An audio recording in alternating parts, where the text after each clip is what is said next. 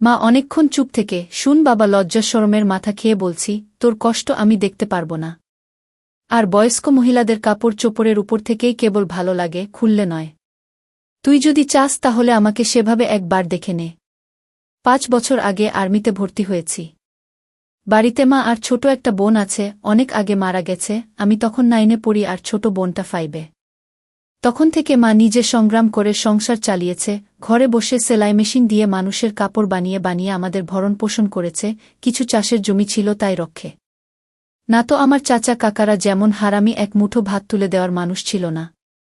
নানা নানি দাদা দাদি অনেক আগেই পটল তুলেছে, মামা মামিরা কিছুটা সহযোগিতা করেছে, তাও নাকড়ার মতো করেছে যাতে মা যা ভাগে পেত তা লিখিয়ে নিতে পারে। আমার ভুলি মা সরল মনে তা দিয়েও দিয়েছে। যা হোক, আমি কলেজে ভর্তি হয়েছি কেবলই, এমন সময় শুনলাম আর্মিতে লোক নিবে। মাকে বলে লাইনে দাঁড়িয়ে গেলাম। আমার নিজের উপর ভরসা ছিল, কারণ আমি মোটামুটি সব দিকেই ফিট। যেমন উচ্চতা তেমন বডি, মা বলে আমি আমার নানা মামাদের মতো হয়েছি, ঠিক পালোয়ান।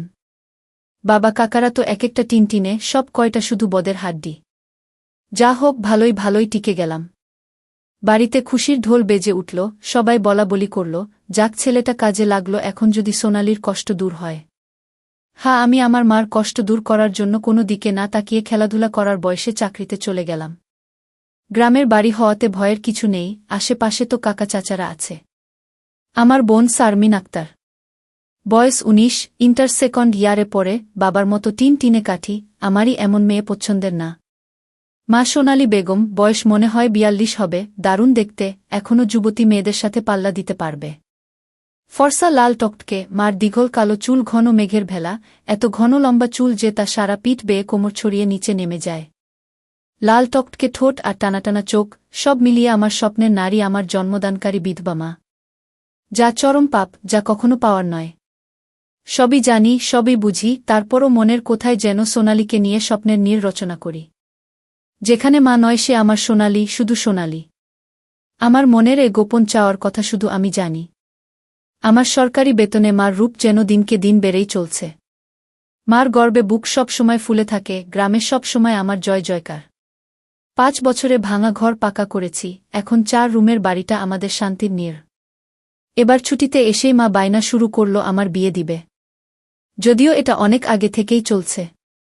আমি শুধু বারবার এড়িয়ে যাচ্ছি, আজ এ নিয়ে মার সাথে মুখ কালাকালি হয়ে গেল। মার এক কথা, শারমিন বড় হয়েছে, বিয়ে দিতে হবে।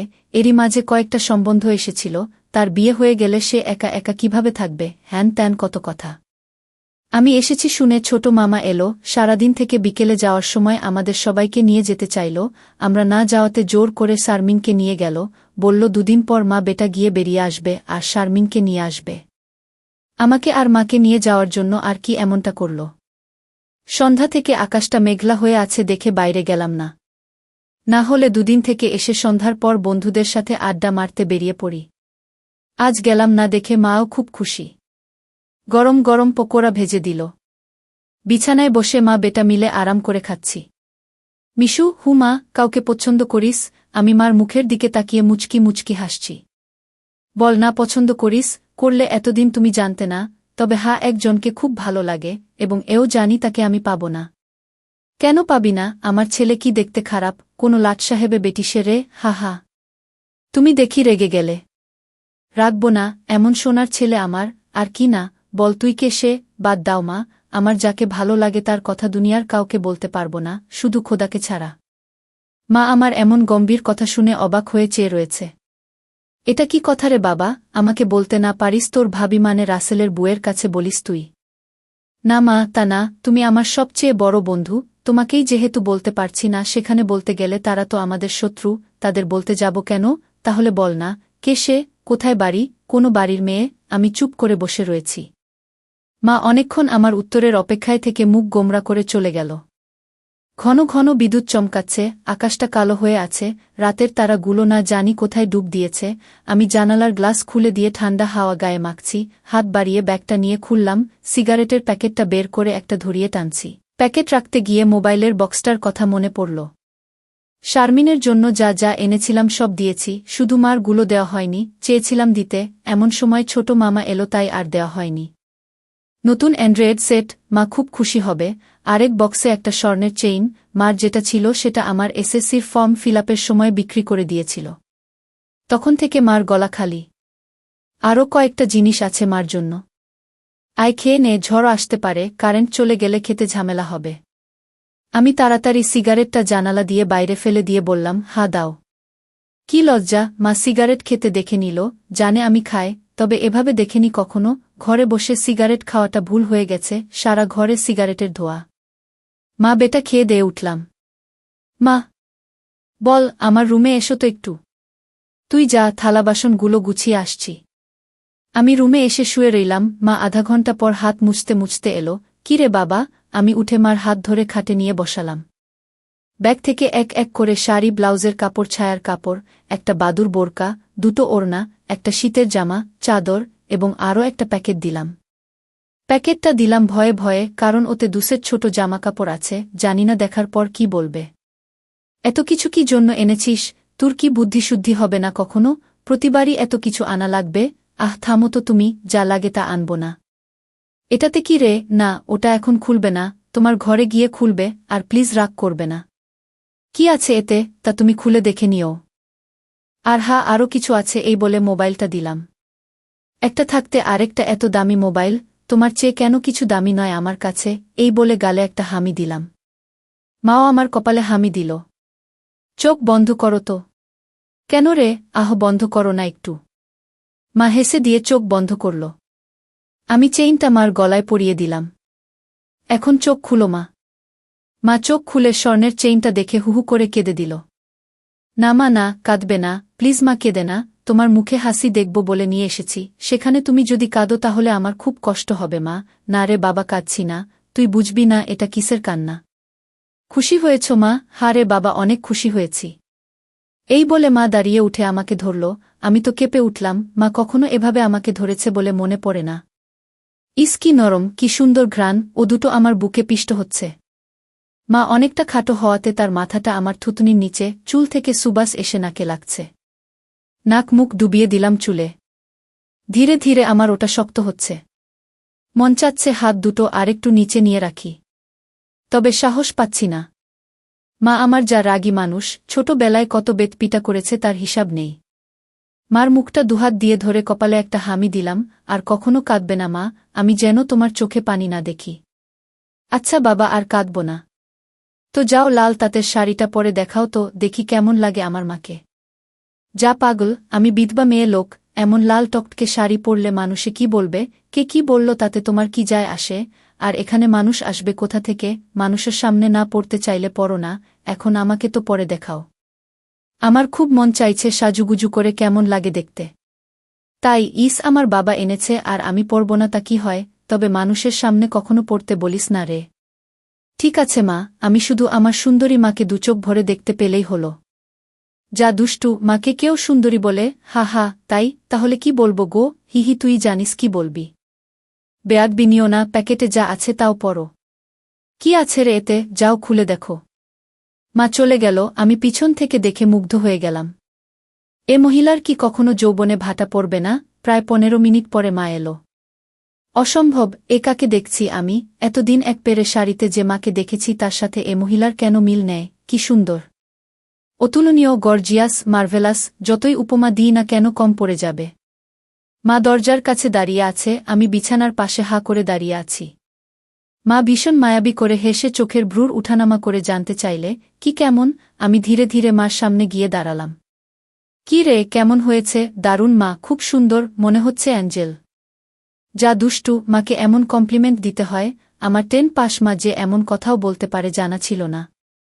সরি মা বলে হাত ধরে বিছানায় নিয়ে বসালাম। আমি নিচে বসে মার কোলে মাথা রাখলাম। তুমি সব সময় এমন ভাবে থাকতে পারো না মা? মা আমার মাথায় চুলে হাত বুলিয়ে দিয়ে, কি পাগলের মতো বলছিস? মানুষে দেখলে কি বলবে? তাহলে বলো, আমি যে কয়দিন থাকব সে কয়দিন এমন করে সেজে থাকবে কেন রে? আমার খুব ভালো লাগে মা। হি হি পাগল, আচ্ছা থাকবনি। আমি মুখ উঠিয়ে মার মুখের দিকে তাকিয়ে, ওগুলো পড়েছ মা? যা শয়তান, কিছু তো শরম কর। মার জন্য কেউ এসব আনে? জানি না মা কেউ আনে কি না, তবে বাবা থাকলে হয়তো আমিও আনতাম না। সে নেই দেখে মনে হলো আমার মার তো ভালো মন্দর খোঁজ রাখার কেউ নেই, তাই নিজেই রাখি। রাগ হয়েছ মা? না, রাগ হয়নি, কিন্তু আর আনিস না। কেন মা, পছন্দ হয়নি নাকি সাইজে হয়নি? সব ঠিক আছে। তবে কি মা? মা লজ্জায় মুখ ঘুরিয়ে নিয়ে, তুই এনেছিস ভাবলে পড়তে শরম করে রে। আজ থেকে আমাকে ছেলে নয় বন্ধু ভাববে, তাহলে আর শরম করবে না। হবে মা আমার বন্ধু? যাহ পাগল, সমবয়সী না হলে কি বন্ধু হওয়া যায়? এ যুগে ওসব পুরনো কথা মা। তাই বলে মা ছেলে? মা ছেলে, এতেই তো ভালো, একে অপরের কাছে আসা যায়। তুই অনেক বড় হয়ে গেছিস দেখি, কি সুন্দর কথা বলছিস। তা তো অবশ্যই, কয়দিন পর তোমার ছেলে সেকেন্ড লেফটেন্যান্ট অফিসার হবে। খুব ভালো হবে রে বাবা, খুব ভালো হবে। এমন সময় বিদ্যুৎ চলে গেল। মোবাইলটা জ্বালাতো মিশু, দেখি চার্জার বাতিটা কোথায় আছে। থাক না মা, এমন কি সুন্দর তোমার কোলে শুয়ে আছি। জানো মা, পাহাড়ি এলাকায় একা একা পোস্টে ডিউটি দেওয়ার সময় এমন স্বপ্ন রোজ দেখি। প্রতিদিন মনে হয় তোমার কোলে শুয়ে একটু যদি। ঠিক আছে, এমনই থাক, তোর যত মন চাই। ধন্যবাদ মা। হি পাগল। মা আজ আমার পাশে ঘুমাবে একটু? কেন রে, মন চাচ্ছে তোমাকে ধরে ঘুমাতে। ঠিক আছে, যা সদর দরজাটা বন্ধ করে ঘরগুলোতে ছিটকানি লাগিয়ে আয়। আমি উঠে লাফাতে লাফাতে চলে গেলাম। আজ আমার খুশি ধরে না, কিছু হলে হতেও পারে। এক জগ পানি নিয়ে এলাম সাথে করে। এসে দেখি মা শুয়ে পড়েছে। টেবিলে জগটা রেখে খাটের পাশে দাঁড়ালাম। মা দেয়ালের দিকে সরে গিয়ে আমাকে জায়গা করে দিল। বজ্রপাতের আলোতে মার মুখটা মায়াবী মায়াবী লাগছে। খোলা জানালার হিম বাতাসে আমার মনে ঝড় তুলছে। জানি না মার মনে কি চলছে। মনে হচ্ছে মা তার স্বামীকে পাশে শোয়ার জন্য জায়গা করে দিল। মা নতুন বউ, আমি তার স্বামী। দাঁড়িয়ে রইলি যে, শুবি না? শুই। মার পাশে শুয়ে পড়লাম, দুজনে মুখোমুখি। আধো অন্ধকারে দুজনে দুজনার দিকে চেয়ে আছি। ঘুমাবি না? তুমি ঘুমাও, আমার ঘুম এত তাড়াতাড়ি আসে না। তাই আয় কাছে আয়, মাথায় হাত বুলিয়ে দিচ্ছি। আমাকে আর পাই কে? একেবারে মার বুকের কাছে বুক নিয়ে গেলাম, তবে কোমরটা দূরে রাখলাম। মা একটা হাত সাইডে লম্বা করে দিল, এখানে মাথা রাখ। মা তার হাতের উপর মাথা রাখতে বলছে। আমি সহজ মনে তাই করলাম। নাকটা মার বগল থেকে ৩-৪ ইঞ্চি দূরে। ভালোমতো দেখতে না পেলেও বুঝতে পারছি যে এর বেশি দূরে নয়, কারণ ঘামের ঘ্রাণ পাচ্ছি। মার বগলের ঘ্রাণেই তো আমার শরীর আনচান আনচান করছে। মার বাম হাতের উপর শুয়ে আছি, মা ডান হাত দিয়ে মাথায় হাত বুলিয়ে দিচ্ছে, এতে করে আঁচল উঁচু হচ্ছে। আর যখনই বিদ্যুৎ চমকাচ্ছে তখনই ওগুলো দেখতে পাচ্ছি। নিজেকে কন্ট্রোল করা মুশকিল হয়ে পড়ছে। মিশু, কাকে পছন্দ করিস বললি না তো? শুনলে রাগ করবে মা, তাই বলা যাবে না। কেন, এমন কাকে তোর মনে ধরেছে যে শুনলে রাগ করব? বাদ দাও না মা, নিজেকে তোমার কাছে ছোট করতে চাই না তোমার মনে কষ্ট দিতে। তোর কথার তো আগা মাথা কিছুই বুঝছি না। নাইবা বুঝলে মা? তোমাকে একটু ধরি। মা হি করে হেসে, ধর। কি সুন্দর ঘ্রাণ গো মা তোমার। যা শয়তান। আমি মার এমন আশকারা দেওয়া কথায় সাহস পেয়ে তাকে চিৎ করে দিলাম। মন চাচ্ছে কোমরাটা উপর তুলে দিতে। মুখটা উঁচু করে হামি দিয়ে বললাম, আমি তোমাকে খুব ভালোবাসি মা। মা আমার মুখটা দুহাত দিয়ে ধরে, আমিও তোকে খুব ভালোবাসি রে সোনা। আমার ভালোবাসাটা অন্যরকম মা। কেমন রে? মা ছাড়া আরও অনেক কিছু। কেমন? শুনলে রাগ করবে না তো? বল না, এত প্যাচাচ্ছিস কেন? তুমি আমার ড্রিম গার্ল মা, তাই তো? কি? মা, জানি এটা শুনে আমাকে খারাপ ভাবছ, এজন্যই বলতে চাইছিলাম না। আমি তোর মা মিশু, এমনটা কিভাবে ভাবতে পারলি? জানি না মা, শুধু জানি আমি তোমাকে প্রচণ্ড ভালোবাসি, তোমাকে ছাড়া কাউকে ভাবতে পারি না। চুপ কর বেয়াদব, এমন কথা বলতে তোর মুখে বাজছে না? সরি মা। এই বলে তার উপর থেকে উঠে খাট থেকে নেমে পানি খেলাম। মাও বিছানার উপর উঠে বসেছে, বুঝতে পারছি সে অবাক হয়ে আমার দিকে তাকিয়ে আছে। জানালার ধারে গিয়ে দাঁড়ালাম। বৃষ্টি থেমে গেছে, তারপরও আকাশ কালো হয়ে আছে। চাঁদ তারা কোথায় যেন লুকিয়ে গেছে আজ। ঠিক আমার হৃদয়ের মতো চারিদিকে অন্ধকার। এমন সময় কারেন্ট এলো। ঘরটা আলোকিত হয়ে গেল। আমি জানালাটা লাগিয়ে দিলাম, পর্দা ঝুলিয়ে দিয়ে ঘুরে দাঁড়ালাম। মা বিছানার উপর হাঁটুতে মাথা দিয়ে নির্বাক বসে আছে। ফ্যানের হাওয়া আমার রেশমি চুলগুলো দোলা দিচ্ছে। মনে হচ্ছে নববধূ বসে আছে। মা মুখ তুলে আমাকে তার দিকে এক মনে তাকিয়ে থাকতে দেখে, এখনে আয়। আমি মার কাছে গেলাম। বসলাম। মা আমার পিঠে হাত বুলিয়ে দিয়ে বলে, এমনটা হয় না বাবা, আমার লক্ষ্মী সোনা ছেলে। আমি কিছু মনে করিনি। আমি জানি তোদের বয়সের ছেলেদের ফ্যান্টাসি হয় খালা, চাচিরা। তবে মাকে নিয়ে ফ্যান্টাসি রচনা করা একটু বেশি হয়ে যায়। সরি মা। আমার ভোলি ভালিমা যে এতটা বুঝে এতটা পোক্ত আমার জানাই ছিল না, এত অনেক শেয়ানা। ঠিক আছে, চেষ্টা কর আমার উপর থেকে মনটা সরিয়ে অন্য দিকে নিতে, বিয়েটা করে নে, দেখবি সুন্দরী বউ পেলে মাকে ভুলে যাবি।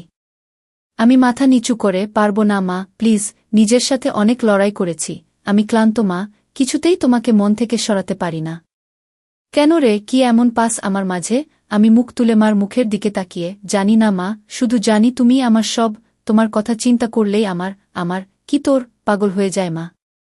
মা মুচকি হেসে, ও কিছু না, নিষিদ্ধ জিনিসের প্রতি টান একটু বেশিই হয়, আমি তো বুড়ি হয়ে গেছি, তুই যেমনটা ভাবিস তেমনটা আমি আর নেই।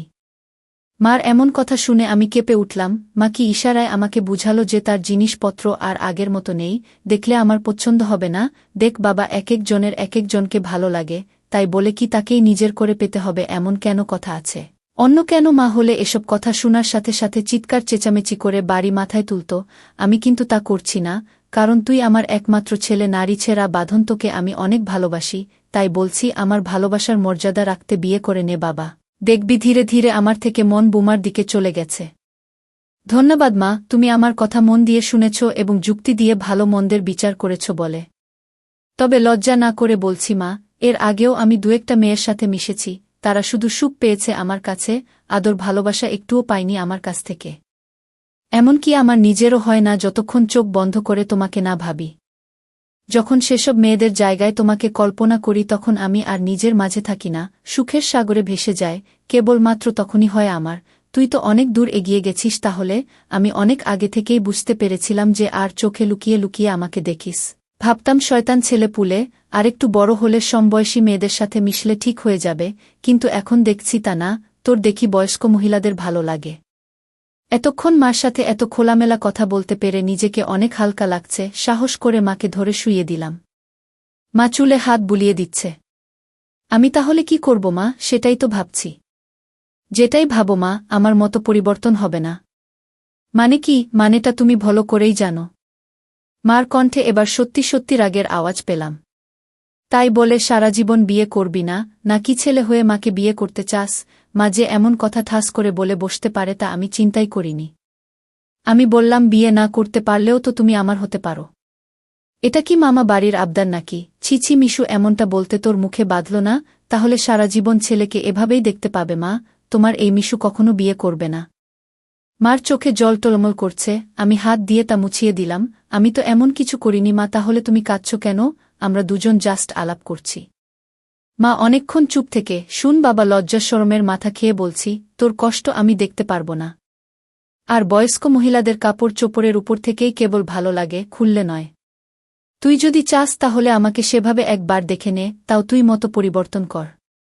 তবে শুধু দেখতে পাবি, কিছু করতে পারবি না। মার মুখে এমন কথা শুনে আমি আর দুনিয়াতে নেই। বল রাজি? আর যদি আমি দেখে আরও বেশি আকর্ষণ অনুভব করি তাহলে? আমি বলতে চেয়েছি যে, আজ আমাকে দেখ, আর আগেও তো তুই অন্যদের দেখেছিস, তাহলেই তফাৎটা বুঝতে পারবি। আমার মনে হচ্ছে আমার মতো মার মনের ভিতরেও কিছু আছে, নয়তো দেখার কথা আমি তো কিছু বলিনি। মা নিজ থেকে দেখতে দিতে চাইছে যে। রাজি? রাজি। যা, বড় লাইটটা বন্ধ করে ছোট লাইটটা জ্বালিয়ে আয়। মনে মনে ভাবলাম, কি সৌভাগ্য, আজ তো আমার পোয়া 12 লেগে গেছে। নীল বাতিটা জ্বালিয়ে খাটের পাশে দাঁড়িয়ে রইলাম। মাও উঠে দাঁড়াল। ধন্যবাদ মা, আমার স্বপ্ন পূরণ করার জন্য।